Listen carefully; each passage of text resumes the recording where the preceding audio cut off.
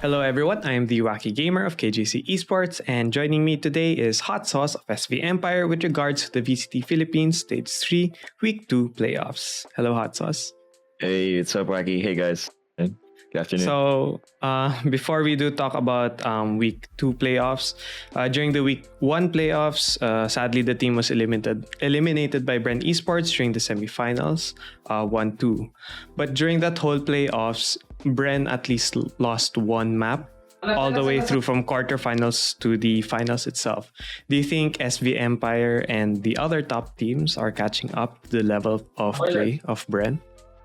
Yeah, to be honest, I think there are a lot of teams that are improving a lot nowadays. Like, before it used to be everything about Bren. Valorant is, when it comes to the competitions over here, like with the tournaments and everything, it's all about Bren. Now, we can see people stepping up, showing up their work, their grind. There are people that are, getting close to their, at least not even defeating Bren, but they're getting close to their scores or something, at least winning one map or something. There are even times that you can still count it with your fingers that Bren has been defeated by some teams already.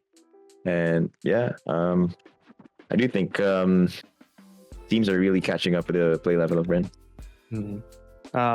Before though, we go to the next question. With that, teams are reaching the closer to Bren. Who's the closest to Bren in your opinion? Closest to Bren? I don't want to say my team because I don't want to be biased about that. I'm just kidding.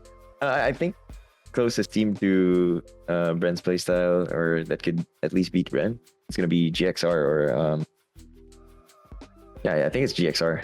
They're really good. Their aim is crazy. They're not even doing some plays that would make you think a lot. Just, they're just really hard to stop. They're really good. And then moving on to Week 2 playoffs, KO was not allowed to be used. And SV Empire was actually one of the few teams that actually ran the agent. I checked also during the qualifiers for like a list of the teams, and you can count the teams with your fingers that used KO. So what are your opinions on the agent, and how is SV Empire, running the agent? Yeah, this agent is really special, it's got a lot of tools that could be used for the team. It could also be used for solo plays or like for yourself. And I could see him much more as a support for me because, his skills, you could suppress the enemies and you could easily go in, and the sentinels are completely useless. They're just going to be using their guns and couldn't even use their traps. So regards to our team using KO, I just want to give a huge shout out to my teammate Nexi because he was commended for being the very first VCTPH player to win a map with I'm not sure if it's a series or a map with KO, and he did a really outstanding performance. And been a huge impact to our team having this agent along with us. Especially this guy Nexi with the insane aim. He has a crazy game sense. It really fits him. And you did say something about it's shutting down Sentinel agents, but you yourself are the primary Sentinel player. So against UCFC Esports, they also picked up KO. Are you concerned about how they're using suppression, or how does SV Empire try to play against the KO, especially for you, where you getting suppressed means the site is almost a free take? Yeah. So with regards to on my perspective as Sentinel first, when I play against this KO, I'm really irritated. I can't hide in my usual spots because of those, of the knife that would suppress you. And then I don't know, it's just kind of tilting, but I'm trying my best not to be tilted, but it's really irritating. But for our team, the way we use KO is, since people would think that we would replace him for Sova. It's not a thing that we would do because even if they're both initiators, but they're not completely the same role for me, at least my opinion. They both give information, which is one thing that's similar with them, but Kay was one of the much more aggressive type of agent or initiator. So we make use of him. Like we got 2 agents for information, and it's a huge advantage for the team. And yeah, that's how we make use of that. And I think, it's totally different with Sova, where you can visually see where the opponents are, and not like the knife. You're just like, okay, there's 3. We don't know where the 3 are, but yeah, it's like it's within this area. It's not really specific on where they are. Yeah. And then before we move on to the semis, the SV Empire Facebook page shared a TikTok that you did with, like, I think Invi was playing also during that time. Is this a way for you guys to relieve stress, or were you guys tense during VCT? What's the usual atmosphere of the team when it's like VCT season? All right. So I just want to get one thing straight. These type of things that we do here at the bootcamp is just something we do every day. It's just this one time that it had to be recorded. Of course, it's TikTok, but almost every day we do the same things. We do crazy stuff, and it's just the vibe of this team that's really crazy. You just enjoy things, and of course, we do feel pressure from the tournament, but you could say that it's a way for us to cope up with the pressure, but it's not really the reason why we do it. I mean, we just do it because it's how we bond together, and it's just a team. It's a team. And then I'm sure some of the viewers and you maybe as well watched the Uncensored, the voice comms video of the Team Sentinels. If SV Empire had like that type of video, will the viewers be hearing like super strict comms, like the IGL making sure everyone's talking, or are you going to hear like people making jokes and all that? Actually, I uploaded the clip on my page. It's like a highlights. You could hear us just shouting, "Woo!" It's how we play. There are times that we get strict because if you get too sloppy, you're gonna lose the game, and if you get too serious, you're gonna be a hard loser, and that's not how you're supposed to play the game. So it's really a mix up of both. Sometimes we're strict. At the same time, we also enjoy the game.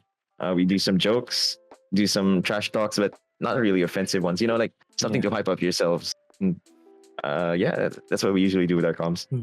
I mean, you have to feel confident because if everyone's at the top, everyone has the same, skill level in terms of aim.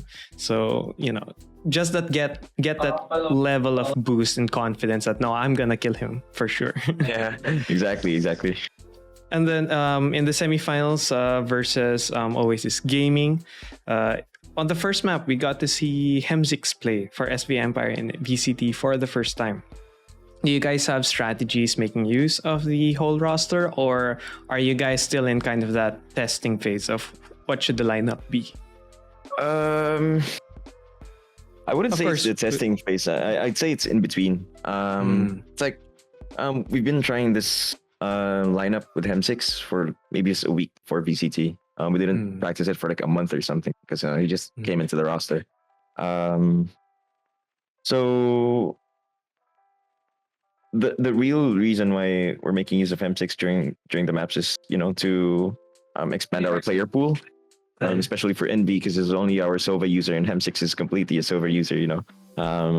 We wanted him to explore more agents because we know his potential. Like this kid is crazy. He's got a heavy skill set that it could help out the team, and everybody knows that. And you could see him in that map using Sky when we were playing in Breeze.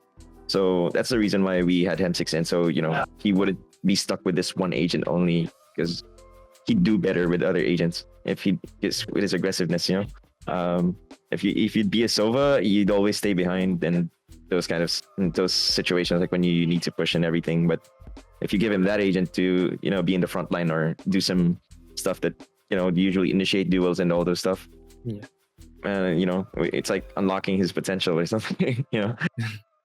But when it came to unlocking his potential during the VCT itself, because was his first time in the playoffs itself, was there like pressure on him? Like, did you notice if his comms were a bit less or more? What was the experience like for his first time, and then you're there who's experienced it multiple times already? Yeah. Going back to the uncensored thing that we were talking about, if you would hear our comms when he was there during that game, he's so nervous, like to the point that he would recon a box or something that's right in front of him. He would miss his recons that he usually doesn't miss. He's shaking, and even our manager was right here behind us and our owner, and he was like, "Look at him!" And everybody was laughing, and everybody was facing back like, "Hey, look at him!" And and we're just trying to cheer him up, telling him, even me, I was from there. Everybody went through that phase, and we completely understand him. But even if he was experiencing that, completely did a really good job, and he did his role. And then the team really got the momentum during the semifinals. 13-2 on Bind and 13-5 on Icebox. So I think that made Hemsix feel really good to have that kind of scoreline first time playing. But not to diminish any of the effort of the SV Empire team, but Oasis Gaming did have the same quarterfinals game on the same day, and they played 3 full games with Zeal Esports, and I'm sure it wasn't an easy team to beat. It wasn't like 3 games of 13-2. It was like 13-11 and really close games. But Fnatic was able to do 2 games in a row during Masters Reykjavik. But do you think tournament organizers or anyone planning to hold community tournaments, should they avoid having these schedules like this? For me, I don't think so. Because as an esports athlete, used to those things. Like if you go to the finals, you'd play a best of 5 game. You play 5 maps if it's going to be a close fight. You could play 3 games if it's a sweep. So you got to be prepared for those situations. And it's not all the time that you're just going to play 2 games. Okay, let's play again tomorrow. Who knows? If you're going to play a 1-day tournament, you'd play 6 games or something. If you'd play other tournaments, if it's not just VCT. So you should just be used to it. So I don't think there's something to blame about the organizers or something, because even us, we've experienced that before, and it's just fair enough for everyone. What do you think is like the max limit amount of maps or games a team should be playing a day? I guess in a day, I wouldn't say how many maps, but I'd say maybe 2 series, 2 best of 3s. That would be the best for these kinds of tournaments. But if you join some minor tournaments that are in VGT, you'd play the whole tournament for a day, and it's really tiring. I'm not gonna lie. So yeah, I mean, that's it. for those that, because the qualifiers don't get streamed, not like in VCT NA, VCT EU. We don't really see the closed qualifiers, open qualifiers, or anything in the VCT PH. How do there's like 70 plus teams. How do they actually hold the qualifiers, and how many games do you actually end up playing per qualifier day? If I could, I'm trying to remember. I think we play 5 games till you get qualified. You should completely win all 5 games. And then you're seeded like that. Yeah, that's when you're gonna get seeded. So it's like a max of, I'm not sure if it's 64 teams. If I get, I'm not sure if I'm gonna get the number right, but there's a really huge pool of teams, and you're gonna play more than 4 games, and you got to be at the top to be qualified for it. They're gonna get top 4 or top 3. It depends. Sometimes they just get 2, let's get 3 for the day. Sometimes they just get 1. It depends because it's scheduled. So what they're going to do is you're going to play from Friday to Sunday. Oh, Saturday. I'm not sure if they include Friday, but it's like some kind of that way. Like there's going to be 2 or 3 days that you're going to play for the qualifiers. And then if you lose the first qualifier, you still have a chance for tomorrow. So yeah, that's how it works. And this is stage 3. We're coming to a close with VCT 2021. For 2022, for the VCT PH, do you want to see something like in VCT NA, where it gets streamed, even the closed open qualifiers, we get to see watch the games? Is there anything you'd like to change with like the qualifiers formatting, or even the playoffs formatting?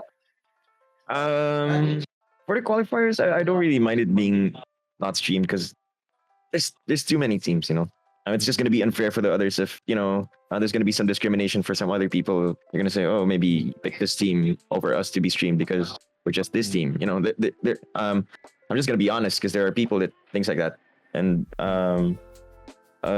you really need to balance things out, which is what they did good in playoffs. Every game was streamed, which everybody deserves to be streamed anyway. So there's one thing that I really want to add on the playoffs is a face cam. What I can see in the international tournaments for VCT, they have this camera of theirs beside their guns, and you can see their facial reactions every time. There are clutches and those things.